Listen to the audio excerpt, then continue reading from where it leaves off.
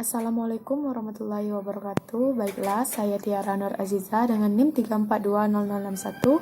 Di sini saya akan memaparkan jawaban UAS tafsir ayat ekonomi tahun pengajaran 2020-2021. Untuk soal pertama yaitu menyebutkan ayat tentang jual beli beserta kandungannya.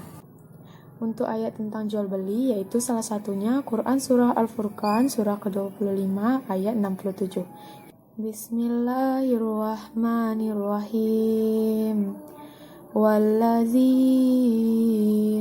iza anfaqu lam yusra wa lam yakturu wa kana baina dzalika qawaman.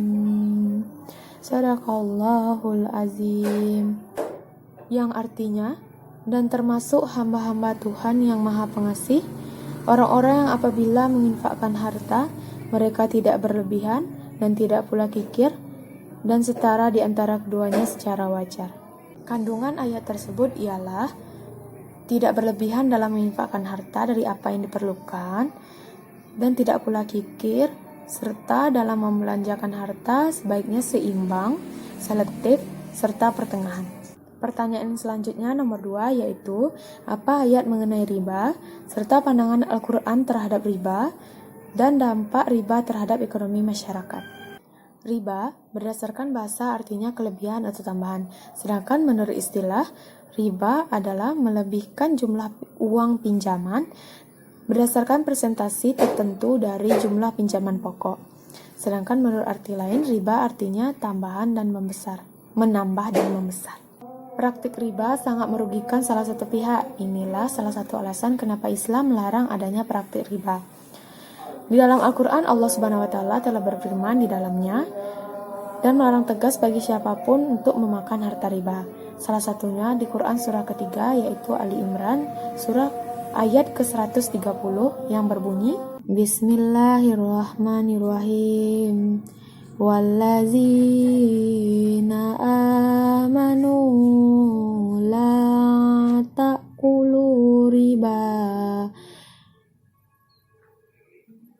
ad'afam mudha'afah wattaqullaha la'allakum tuflihun. Yang artinya, wahai orang-orang yang beriman, janganlah kamu memakan riba dengan berlipat ganda, dan bertakwalah kamu kepada Allah agar kamu beruntung. Beberapa dampak riba yang terjadi pada ekonomi masyarakat diantaranya yaitu kesenjangan pertumbuhan ekonomi masyarakat yang terjadi, di mana yang kaya semakin kaya dan miskin semakin miskin. Yang kedua yaitu tingginya tingkat pengangguran. Bagaimana ini bisa terjadi? Hal ini dikarenakan suku bunga yang berpengaruh terhadap investasi, produksi, dan tingkat pengangguran. Semakin tinggi suku bunga, maka investasi semakin menurun. Jika investasi menurun, maka produksi juga menurun. Jika produksi menurun, akan meningkatkan tingkat pengangguran. Nomor 3 yaitu mengenai aturan tentang hutang piutang menurut Al-Quran. Aturan pertama yaitu jika orang yang berhutang dalam kesulitan, maka beri tenggang waktu sampai dia memperoleh kelapangan dan mampu untuk membayar. Aturan yang kedua yaitu hendaknya penulis atau orang yang mencatat hutang piutang dan kejadian segala yang terjadi dalam hutang piutang mencatat sesuai kebenaran. Jika transaksi hutang piutang terjadi disepakati namun tidak ada saksi dan tidak ada juga fasilitas tulis-menulis untuk mencatat kejadian, maka hendaknya orang yang berhutang memberikan barang sebagai jaminan kepada orang yang memberikan hutang sebagai penggadaian dan memberi kepercayaan. Selanjutnya yaitu pertanyaan nomor 4, apa persamaan dan perbedaan hutang piutang menurut Al-Quran, dan berdasarkan persamaan dan perbedaan tersebut, apa hikmah yang diperoleh?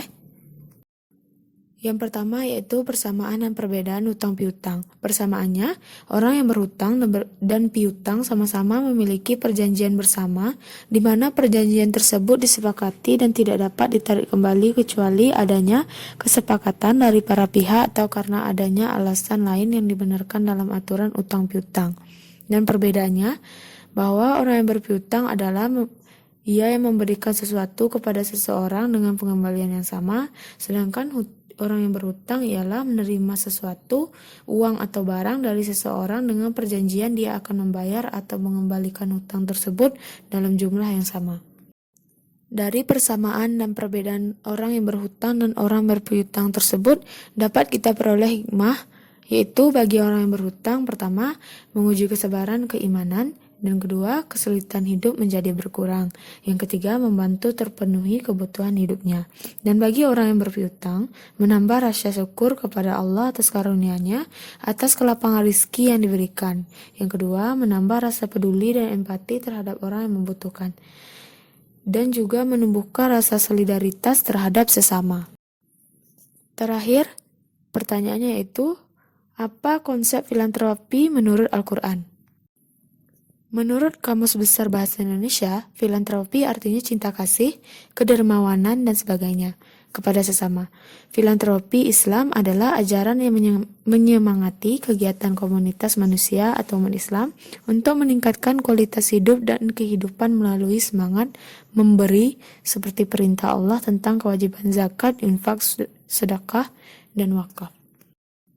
Hal ini disebutkan dalam Quran Surah An-Nisa ayat 77 yang artinya, "Tidakkah engkau memperhatikan orang-orang yang dikatakan kepada mereka, tahanlah tanganmu dari berperang, laksanakanlah sholat dan tunaikanlah zakat.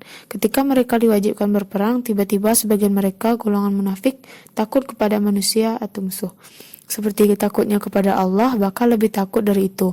Mereka berkata, Ya Tuhan kami, mengapa engkau wajibkan berperang kepada kami?